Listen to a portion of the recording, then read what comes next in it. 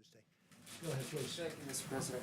Government officials in Latin American and Caribbean nations, Bahamas, Cayman Islands, have been saying that U.S. authorities are blocking the shipment of PPE in certain cases, and I'm wondering if you could speak to that as Well, what is they're the doing, cause? we have a tremendous force out there, naval force, and we're blocking the shipment of drugs.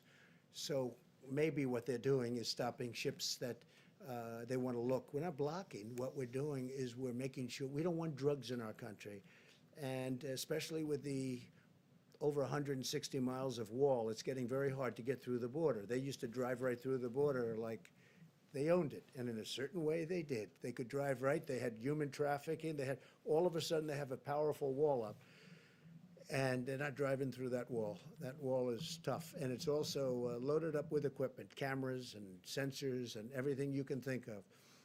On top of that, we have drones flying back and forth over it. So it's a very powerful barrier between Mexico and the United States. A lot of people, though, what they're doing now is they're trying to come in through the waterways, whether it's the Gulf or the ocean itself. And what we're doing is we're being very tough, and we're being tough because of drugs and also human trafficking. And remember, the human trafficking is mostly females.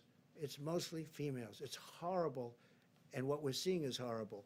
But you have we have a human trafficking problem worldwide, the likes of which, you think of it as an ancient thing. It's not ancient. It's bigger now than it's ever been before over the last 10 years because of the Internet. The Internet made human trafficking to the extent that it is now, which is massive.